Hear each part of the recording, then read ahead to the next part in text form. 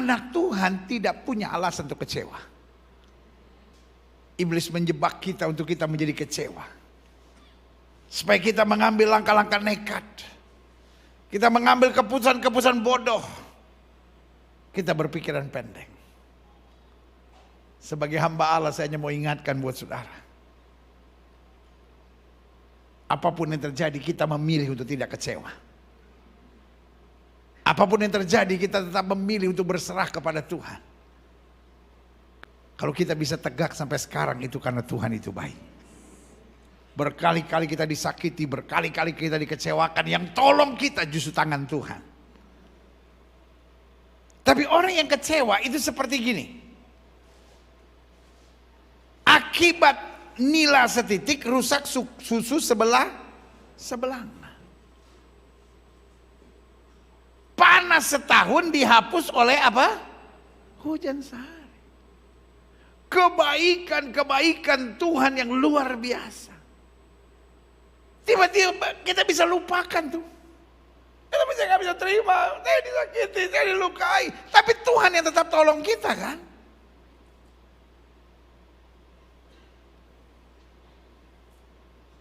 Ketika engkau sudah mulai lupakan kebaikan Tuhan.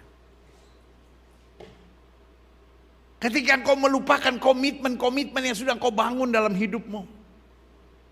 Engkau sudah berdiri di altar Tuhan 17 tahun yang lalu dan berkata, aku akan menerima istriku sebagai istri yang sah dan satu-satunya. Aku akan menerima suamiku sebagai suami yang sah dan satu-satunya. Tapi iblis menekan dengan kekecewaan. Akhirnya kau lupa semua janji itu. Hari ini sebagai hamba Allah saya hanya mau ingatkan buat saudara. Kecewa adalah tindakan yang bodoh. Kecewa adalah respons yang salah. Karena kita kecewa bukan keadaan, kita kecewa karena jebakan iblis yang mau coba menghancurkan kita.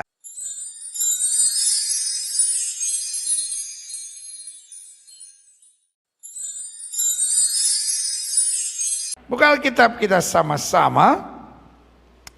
Kita masih dalam pembahasan kita 33 bukti kesetiaan Tuhan. Sama-sama bilang sama saya, kesetiaan Tuhan saya sungguh sangat terbukti. Amin. Saya mau setiap saudara tertanam dalam roh dan jiwa saudara bahwa kesetiaan Tuhan kita sungguh sangat terbukti. Amin. Apapun intimidasi iblis, pokoknya Tuhan saya adalah Tuhan yang setia.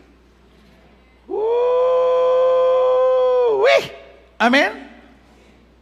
Dan salah satu bukti bahwa Tuhan kita adalah Tuhan yang setia, Dia tidak akan pernah mengecewakan kita. Siapa yang setuju sama saya bahwa Tuhan tidak pernah mengecewakan saya? Sama-sama bilang Tuhan tidak pernah mengecewakan saya. Ya ikut ibadah online, ketik live chat saudara, Tuhan tidak pernah mengecewakan saya. Amin. Kalau kita bicara kecewa, maka ada dua hal yang perlu kita renungkan. Yang pertama ada yang namanya kekecewaan. Dan yang kedua ada yang bernama menjadi kecewa. Karena kekecewaan itu sendiri adalah keadaan. Tetapi menjadi kecewa adalah respons. Sama-sama bilang sama saya, respons. Ada 3 jenis orang kalau saya kategorikan dalam menjadi kecewa.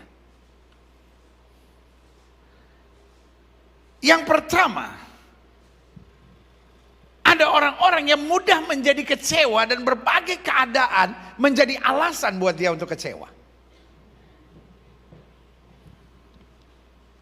Sama pendeta dia kecewa, sama menantu dia kecewa, sama mertua dia kecewa. Apa yang dijadikan alasan untuk kecewa? Pendeta khotbah kepanjangan dia kecewa. Apa sih pendeta ini? Gak ngerti apa gue bete. Khotbah panjang-panjang banget, cerewet banget di pendeta.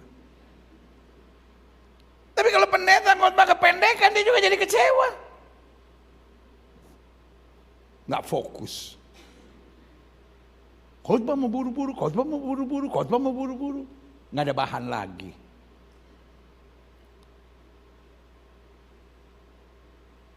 Orang orang-orang kayak begini, saya beri nama kesensian. Bilang sama sebelah saudara, lu terlalu sensi.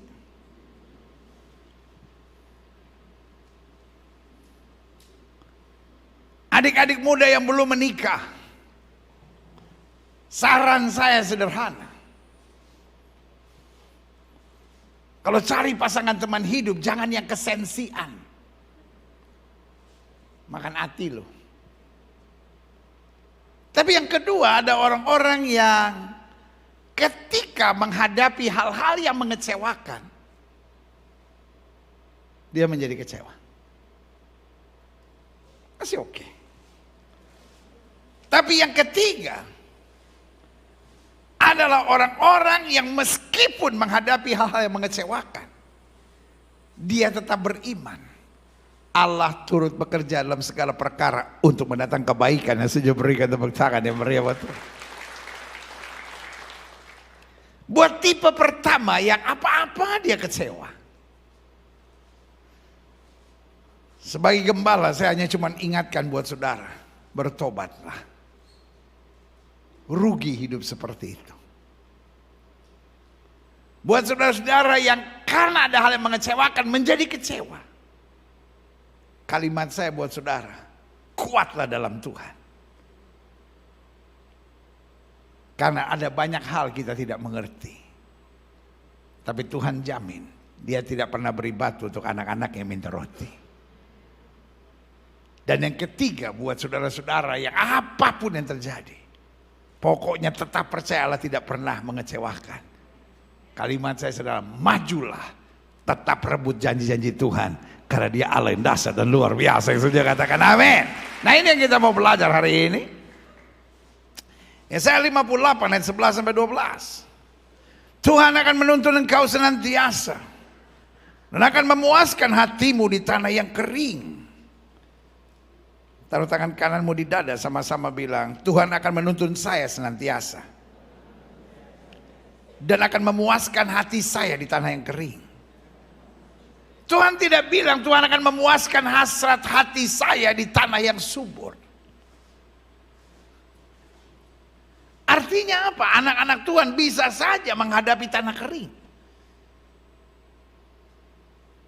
Kita bisa menghadapi tanah kering karena memang situasi dan keadaan. Kita bisa menghadapi tanah kering karena rekayasa dan perbuatan manusia. Kita bisa menghadapi tanah kering karena kebodohan dan kesalahan kita dalam mengambil keputusan. Tapi kita juga bisa menghadapi tanah kering karena situasi yang terjadi. Tapi apapun keadaannya Tuhan janji dia akan memuaskan hati kita. Sama-sama bilang saya tidak akan menjadi kecewa. Bilang sama sebelah saudara, makanya jangan terlalu sensi.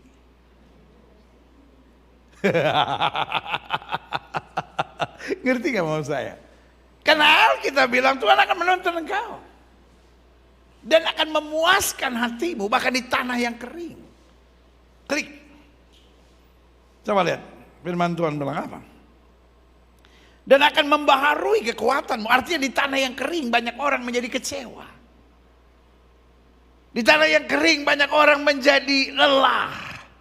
Banyak orang menjadi jenuh, tapi Tuhan memperbaharui kekuatan kita. Dan bukan hanya itu, di tanah yang kering Alkitab bilang kau akan seperti taman yang diairi dengan baik. Dan seperti mata air yang tidak pernah mengecewakan. Haleluya, bayangkan.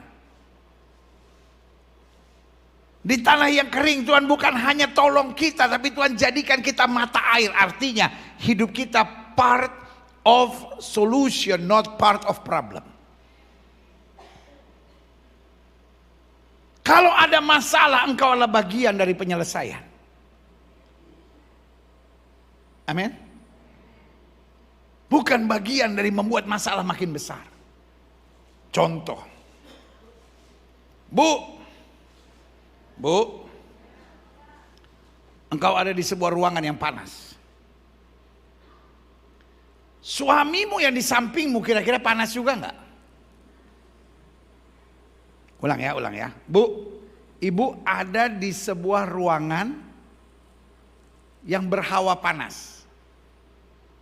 Kira-kira suamimu yang di sampingmu merasakan panas juga enggak? Seperti ibu nggak nyaman, kira-kira dia nyaman nggak? Tiba-tiba ibu ngomel-ngomel, aduh panas banget sih di sini, aduh panas banget, gue saya nggak tahan di sini. Kira-kira suami ibu jadi tambah dingin nggak? Tadinya cuman kulitnya yang panas, sekarang otaknya ikut panas. Saya beri nama, engkau memperbesar masalah. Anak-anak Tuhan Yesus bukan bagian dari memperbesar masalah. Alkitab berkata di tanah kering, engkau akan menjadi mata air yang tidak pernah mengecewakan.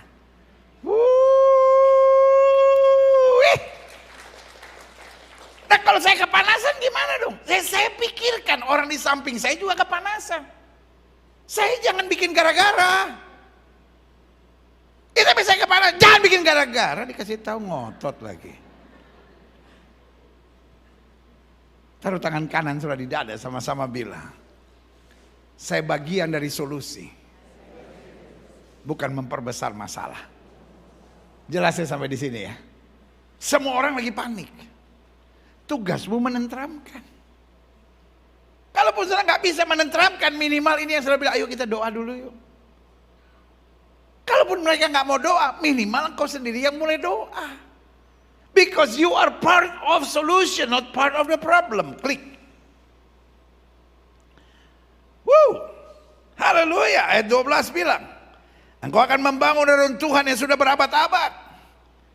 Dan akan memperbaiki dasar yang diletakkan oleh banyak keturunan. Engkau akan disebutkan yang memperbaiki tembok yang tembus. The repairer of the bridge. Yang membetulkan jalan supaya itu dapat dihuni. Dari sini saya bisa mempelajari.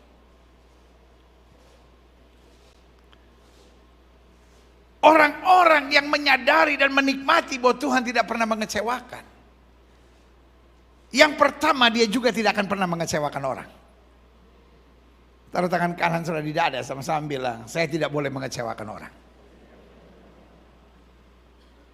Tapi meskipun saya berjuang untuk tidak mengecewakan orang, saya tidak bisa memastikan bahwa orang tidak akan kecewa dengan saya. Karena memang ada orang-orang yang sensian.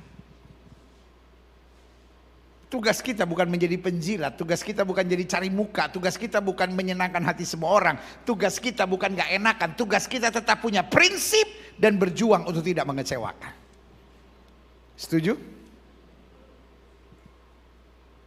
Tetapi kalau ada orang-orang yang memang sensian, itu urusan dia, bukan urusan kita.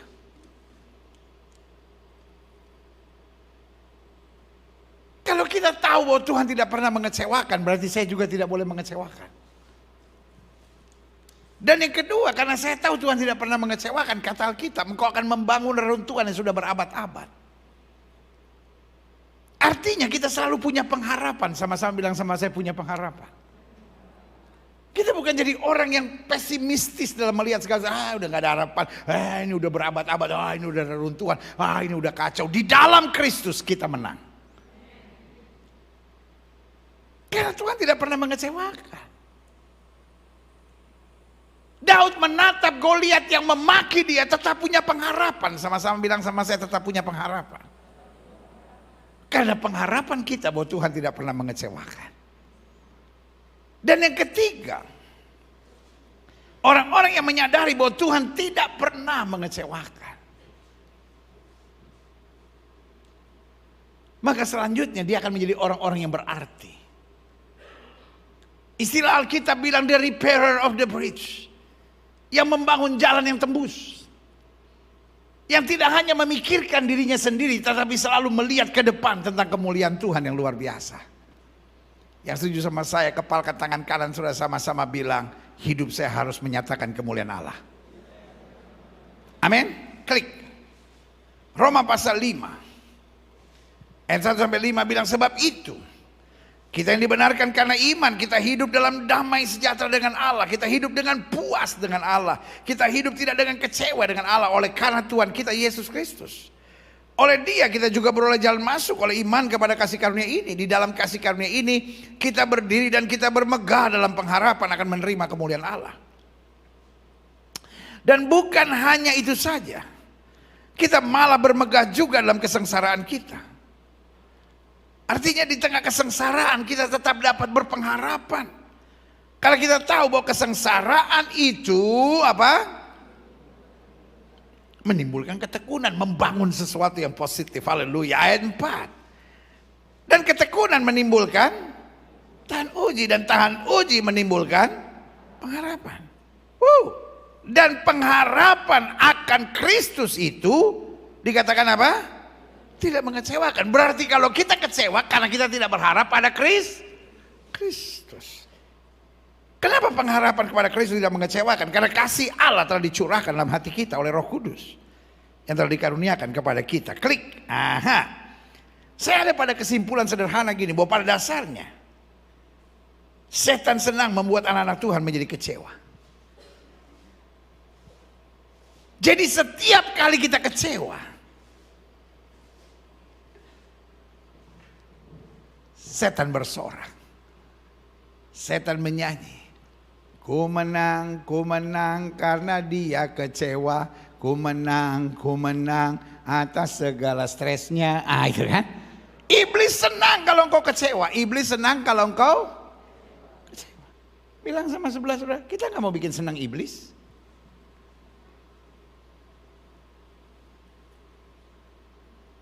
Sehingga setiap kali engkau kecewa, iblis menang.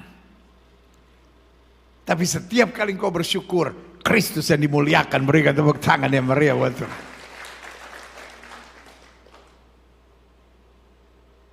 Iblis akan coba buat apa saja. Iblis akan coba buat apa saja. Iblis gak peduli saudara aktif di gereja. Iblis gak peduli saudara pelayanan. Iblis gak peduli saudara berbahasa roh. Iblis gak peduli saudara dibaptis Roh Kudus. Iblis gak peduli apapun, sejauh iblis mampu menekan jiwamu sampai akhirnya engkau kecewa. Kalaupun kau gak bisa kecewa pada pendeta, gak bisa kecewa pada gereja, iblis akan mulai dengan kecewa dengan orang dekat. Istrimu kah? Suamimu kah? Anakmu kah, orang tuamu kah? Kecewa dengan orang Kristen kah? Kecewa, pokoknya kecewa. Lalu mungkin saudara natap saya dan berkata, kenapa iblis kok ngotot banget pengen saya kecewa? Saya coba pelajari. Setan senang membuat anak-anak Tuhan menjadi kecewa. Kenapa? Yang pertama saya pelajari, sebab orang kecewa cenderung apa? Nekat, masa bodoh, dan apa? Berpikiran pendek. Karena orang kecewa pikirannya itu kemana-mana. Saudara boleh ngotot sama saya dan bilang, gimana saya gak kecewa pendeta? Suami saya begini, istri saya begini, mertua saya begini, menantu saya begini, orang tua saya begini. No. Yang ketiga saya pelajari, mengapa iblis senang kita kecewa? Sebab orang kecewa cenderung melakukan tindakan-tindakan yang merusak. Dia merusak dirinya, merusak orang lain, bahkan merusak pekerjaan Tuhan.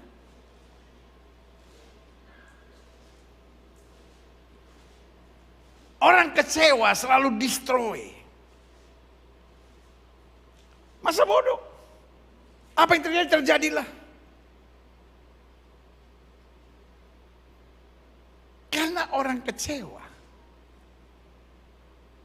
itu suka menebar virus. Dan orang kecewa senangnya kumpul. Ada pepatah bahasa Inggris yang bilang, your best friend is your enemy. Teman terbaikmu adalah musuhnya musuhmu.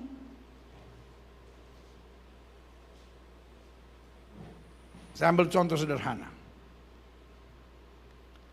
Presiden Jokowi ada kekurangannya enggak?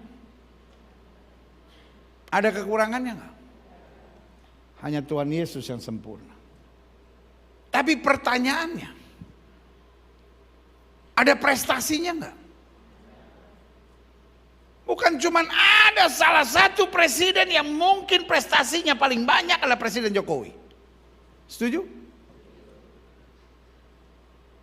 Tapi pertanyaannya, yang maki Presiden Jokowi banyak gak? Orang-orang kecewa. Mungkin kecewa gak dapat jatah. Mungkin kecewa sepiring nasinya terbongkar. Betul gak? Dan kalau sudah perhatikan, mereka itu orang kecewa selalu berkumpul. Orang yang kecewa ngomongnya pasti negatif. Karena semangatnya destroying gitu. Betul gak?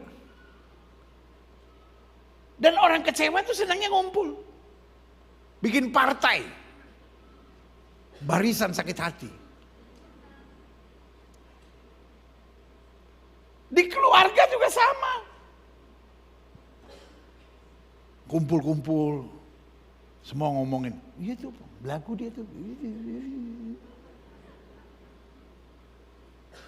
Kita kalau lihat musuh-musuh pemerintah, oposisi it's okay. Tapi kadang-kadang udah bukan oposisi, udah haters. Kadang-kadang kan kita lahir di Indonesia toh. Kita kan tahu ini sejarah manusia-manusia ini kan. Yang satu alirannya apa, yang satu alirannya apa, yang satu alirannya apa. Sekarang kumpul. Senasib sepenanggungan. Partainya bernama Barisan Sakit Hati. Di kantor juga sama.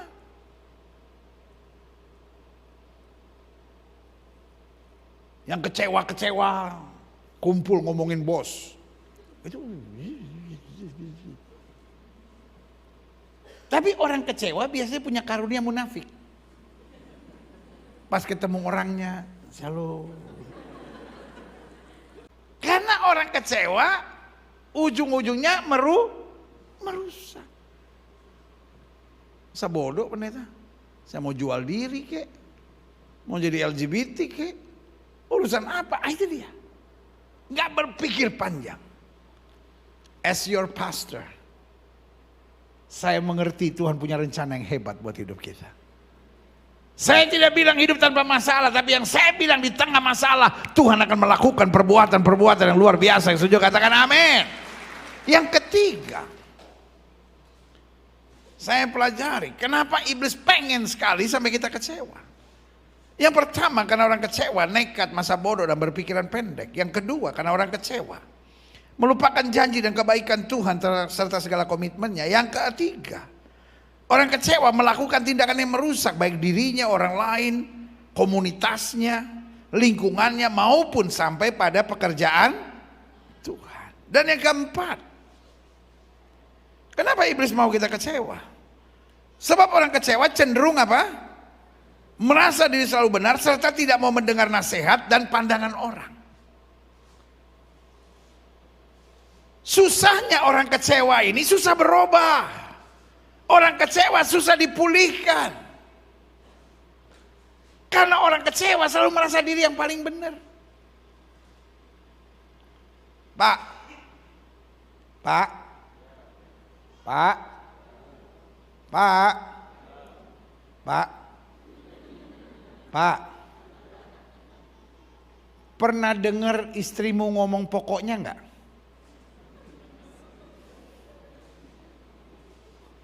Orang kecewa nggak mau dengar penjelasan. Pak, Pak, pernah dengar istrimu ngomong pokoknya nggak?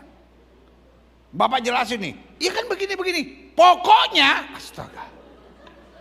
Pak, kalau istri udah ngomong pokoknya Pak, langit dan bumi boleh lenyap, tapi firmannya tinggal tetap. Bapak mau kasih bukti, Bapak mau kasih kwitansi, Bapak mau kasih rekaman video sekalipun dia cuma bilang pokoknya, mendingan masuk kamar bahasa roh 1 jam Pak. Siapa tahu Roh Kudus menjamah hidupnya. Coba aja kalau istri udah ngomong pokoknya, lo enggak lo pokoknya kan mama dengar dulu, pokoknya darah Yesus. Oh Tuhan. Dia mesti dibaptis lagi itu baru selesai itu pokoknya Yesus. Bu. Kalau istri itu modalnya pokoknya. Kalau suami Bu, enggak dong, laki-laki kan beda. Kalau laki-laki enggak pokoknya. Ibu ngomong panjang lebar nih, kan begini Pak. Ya udah. Ya tapi Pak denger dulu.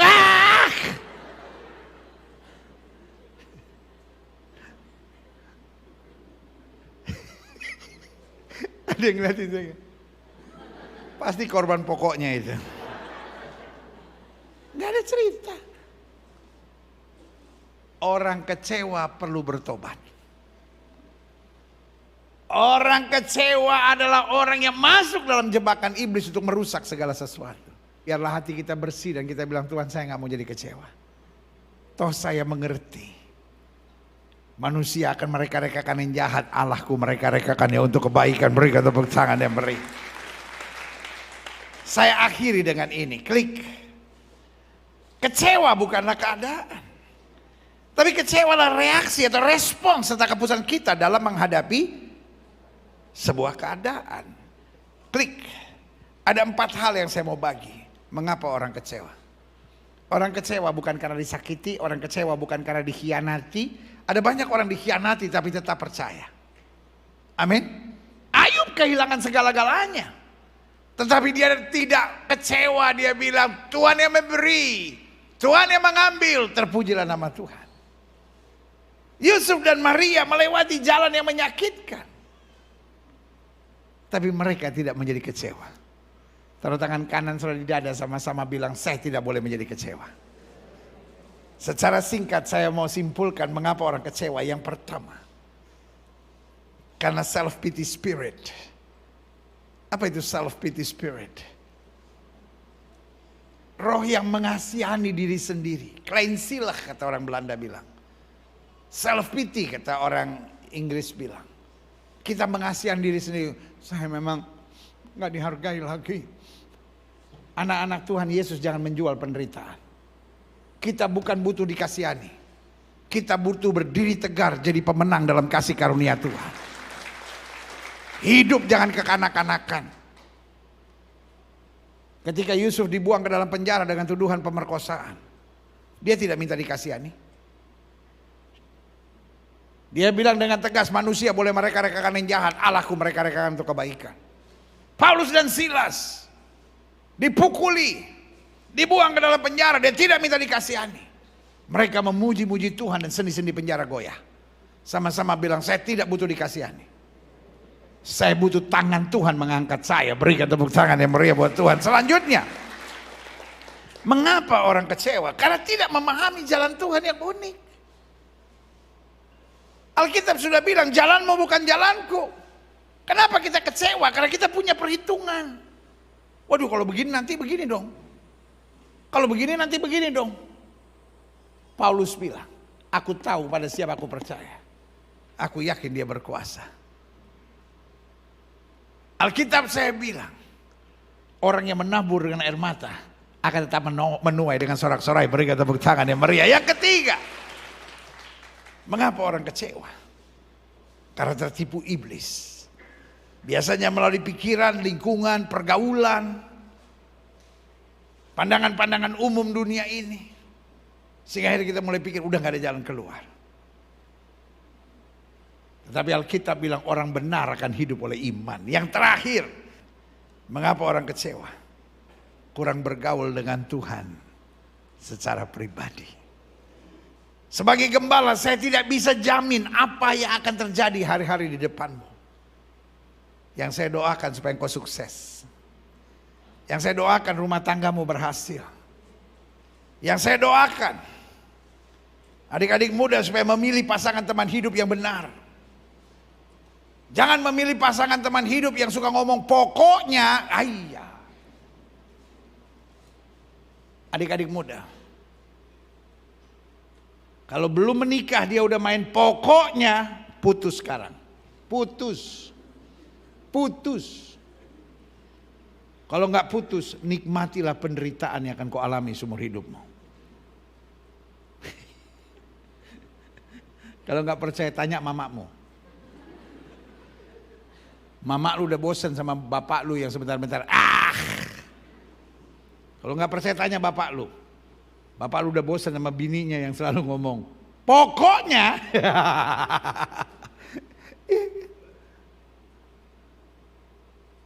Saudaraku, sebagai gembala saya rindu lihat hidupmu diberkati.